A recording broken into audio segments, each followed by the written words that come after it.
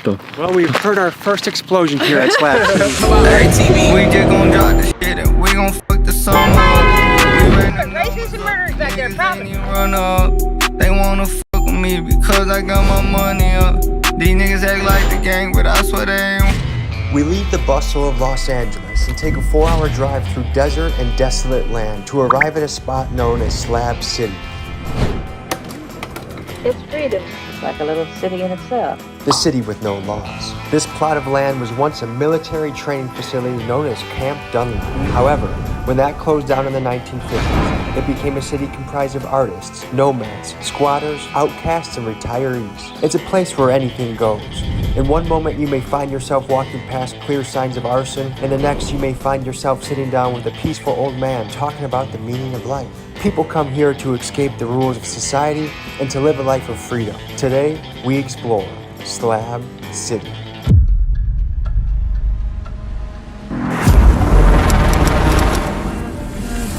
Okay, we're here at the Slab City gift shop. Let's explore. What do you think brings somebody to Slab City typically? Everybody's got their own personal reasons. What brought you here? It seems like an artistic... I just knew somebody that was staying out here. How often do people with video cameras show up here? Like every day. Really? Yeah, that's why I usually charge $100 for an interview. Yeah. Okay. What do you mean by that? All right, well, thank you for showing us around. Man, no worries. How'd you get the nickname Daddy? Because you take care of people? Yes, pretty much. I always have a bed and always got food for people. And it is the best and worst place I've ever been. What's the best aspect? I have more friends here than anywhere else. Guess what I did 5.5 years ago? I got on my bicycle and I rode here from New York City. No way.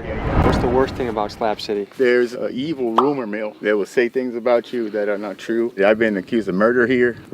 Where are you guys from? You look pretty buff. Milwaukee. Wow, Milwaukee. Wisconsin. I actually love Milwaukee. I helped open the spin ping pong club there. I used to work with Susan Sarandon. What's your life philosophy? Everybody dies, not everybody lives. Do you feel like you're living? Yeah, I think in 100 years, all those tombstones are going to say, he died, she died, they died. And am I going to say this motherfucker right here lives? That's a good quote, dude. My last paid job was a college professor. Really? What do you do for work now? I'm too busy working. I have too much work to do to get a job. No, this is what I do. I'm always working. Is there an alternate currency here, or how do people, do you need money to survive here? Myself, actually, I tried to invent a currency here, but generally we barter or cut out the middleman. So I always say, money is not wealth, money is a measure of wealth. There was a girl here, she had a straight razor. I said, I'll give you $5 for that straight razor. She's like, you, I don't want your money. I said, I'll give you some. She said, yeah, sure, I'll take it. I gave her the for the straight razor. She sticks her hand up on the road here and goes, you want some to a lady riding by on a bike, and she's like, I got cancer, thank you so much. I mean, we do live on a little bit of money, but less than $50 a month. Before I was a professor, I was an engineer. I'm actually a pretty well-known AI researcher. Got lots of talks online and all kind of stuff from my old life. Definitely gonna be hard to gauge how much of that was true. Oh no, he's definitely made all that shit up. I opened up a spin ping pong. Talked to Susan Sinet and opened up a paintball place in Milwaukee. So he was an engineer, a bike deliverer, he saves lives. Professor. And known AI researcher. And he's a YouTuber. So far, you can already tell this is a place with characters. Alright, so we see a sign, stop, donate, speak.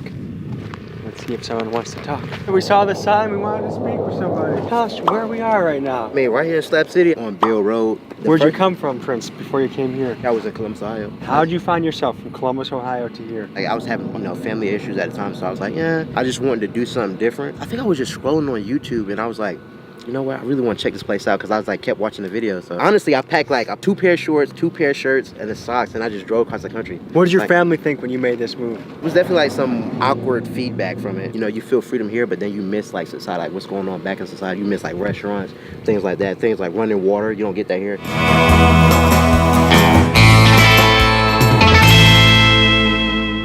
So I imagine psychedelics are an integral part of community here, as you can tell by some of the psilocybin art. I'm interested to see what we will find in terms of spirituality, psychedelics, and things that people put in their body. Let's explore. So if we're looking at this map, folks, we see the range, the skate park, Oasis, the hostel. Does anything in particular stand out? Definitely the skate park. I'd say the cross made out of bullet holes. Yeah, I feel like that's the most dangerous part of the area. No? Nothing but racists and murderers back there, promise. Can you tell us more about that? No, they're all a bunch of good people, just can't live in society. How long have you been in Slab City? Off and on since like 2016, so 7 years. And what brought you here? I got pulled off a freight train in Yuma. I used to ride trains. Oh yeah? I don't anymore. I kind of live here for the most part. My boyfriend at the time had been here before and we came over. I got meningitis. Okay. That's a pretty serious Yeah, thing. pretty. I know, just after being homeless for years, I'd rather be home free out here than homeless on the streets. Where have you lived homeless before? All over the country. Oh yeah? Like from New York to LA. This is home to me. This is the Everywhere best I've place been. to live? What do you love about Slab City and what's not so good about Slab City? There's the lack of judgment. Everybody comes here from different walks of life. Can you tell me about your story as far as how you ended up homeless and how you ended up here? Grew up in a Southern Baptist strict home in Texas. Lost my mom when I was young, raised by a single dad. I had grandparents, you know, they tried. You know, it was rough. I was in the 80s and 90s. Got pregnant at 19, got married. Had a few kids that didn't work out so well. I was in an abusive marriage. My kids are all 3 in college now. You know, I did the right decision by, you know, letting them stay with their dad. I was present for another 8 years after that. Had a mental breakdown, set my ex-boyfriend's car on fire. Police ever come here? They do patrol. They have to patrol. Really? And they don't want to stop. They want to patrol through and leave. If they get called out here, they have to come. And that kind of pisses them off. Are you still in contact with your children? Mm-hmm. Do they say, Mom, we're worried about you, or Mom, we're happy for you? Or... No, they just want me to be happy. Does everyone get along pretty well around here? Oh, no. Some people act like they're still in high school. I mean, you just stay away from each other. I mean, you have everything here you have in any other small town or big city. How many people would you guess are here? About 1,500. Really? Mm-hmm. In the summer, it'll dwindle down to about 200, 300. Because it's so awfully hot? Right. As you can see, this recycling isn't a strong priority around here. Howdy, partner. On the lookout for something? Yes. What's your name? Papa Cat. Papa Cat. Yeah. And what are you looking for a jar for? Nuts and bolts. Nuts and bolts. You guys need a tour guide? I think at the moment we're just kind of wandering around and bumping into folks. Part of the requirement, if you go on my tours, you have to microdose. Yeah? You know, because this is a strange place, so it helps you kind of ease into it. I do it too. We can go, and I've got some mushrooms in my knapsack, and we can all microdose if you want to do that. What to use a microdose? Are we talking Not 1 gram? much. Do you need a tour guide? At the moment, I think we're gonna just pursue this on foot, but... Where are you guys from? We're from Milwaukee, Wisconsin. Hey! You're from Milwaukee too? Yep. 33rd North Avenue. No way. What was it like growing up in Milwaukee? I was in the ghetto. Yeah. At age 6, I had a 22 and a straight razor. Yeah. If you was white, you can come to my neighborhood or you get shot. How long did you live there for? I grew up in Milwaukee. And when did you leave Milwaukee? 37, I joined the military. How to operate tanks, how to rebuild engines, how to weld, and how to shoot. Yeah. How the heck did you start out in Milwaukee, Wisconsin and find yourself here? How old are you now? 63. It's free and you broke. Yeah? What do you love about Slab City? I knew it used to be Camp Dunlop, a military base. What's the worst part about Slab City? Get the cowards who like to burn people houses. Yeah, we've seen an alarming number of burned down structures and cars here. Are you still in contact with anyone back in Milwaukee? Any friends and family? Yeah, we have video conferences. I guess, would you say you had a normal childhood? Yeah, I was a nerd. So is this trash or treasure to you, Papa Cat? Treasure. Some things I can pick up and make things out of. How would you describe yourself in 3 words? Nerd, introvert, self-reliant. How would you describe Slab City as a whole in 3 words? Ghetto, dumping, crazy. What's the crazy side of Slab City? I hear people shouting in the background. What do you think they're shouting about? Son, you're talking to a puka. A puka? That's an imaginary friend. That plastic or glass. Oh, this is glass. Is this of any use to you?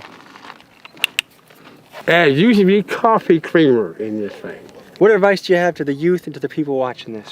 Get education and don't let nothing bother you. And don't follow those sports figures. Why is that? You can train a monkey to bounce a basketball, but you can't train a monkey to build a bridge. What? 99.5. I mean, nuts.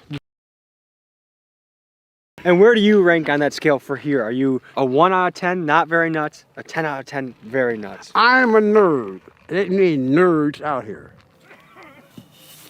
I heard some coughing in the background. I don't know if someone's doing drugs right now. That's a puka. Are you religious men? Hell no, I'm beating that shit.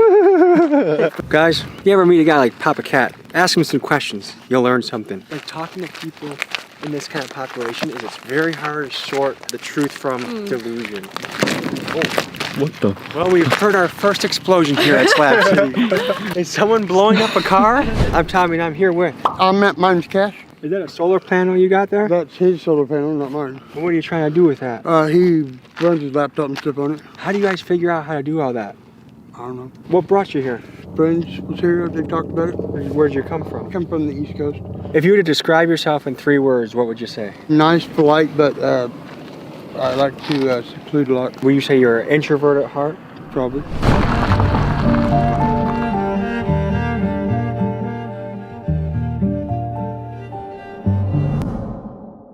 Looking for a place with a red roof. I think I see it down yonder. Well, hello there. Howdy. We were questing around and we were told come to the place with a red roof. Are you okay if we ask you a couple of questions? Depends. Are you guys feds? You don't look like No, we don't have any wires on our chest. We were just. That's what a guy who has wires on his chest would say.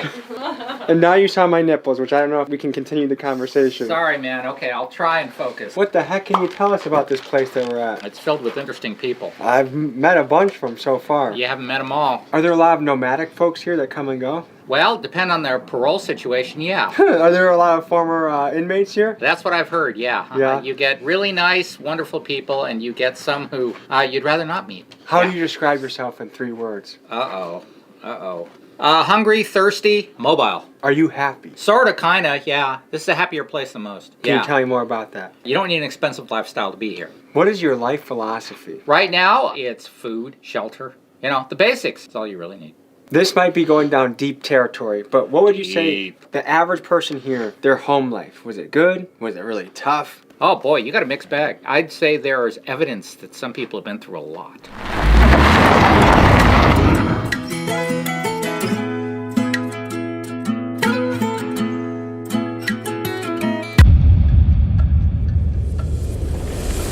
More and more in life, enjoying the really simple things, like feasting your eyes on this. I've never met God, I don't know him, but this certainly makes me wonder about him. The question is any liquor drank here? I don't know. When you were a wayward traveler, the inn, the pub, was the place that you gather at night, have community, have a drink, maybe fill your stomach with some nice local food. So let's explore this place and see what it has. I noticed a lot of crosses and Christian imagery here as we drove in. What percentage of people would you say here are Christian? Well, it doesn't really matter because I believe that all of their beliefs intersect with Christianity. I think Christianity is about feminism and agreeing. Really? That's a take that I've never heard before. But I'm just a gay cat girl for Jesus, Well, someone's gotta be, right? What makes you say that Christianity is about feminism? If you had 2 opposing interests that don't necessarily go the same direction, like let's say this is how man moves and this is how God moves, right? Victory by the cross is just finding the intersection of those 2 things. So I think that it's an obligation of Christians to find ways that all of the other faiths would go to their heaven too, In Eastern faiths, like it's possible to have multiple paradises, if you have a certain person who reaches enlightenment and they're like can create a paradise that's perfect for them, they can take people to that one, but I have a friend who knows the Buddha, and I have a friend who knows Jesus, and I have a friend who knows the devil. Are you happy? Yeah. Yeah?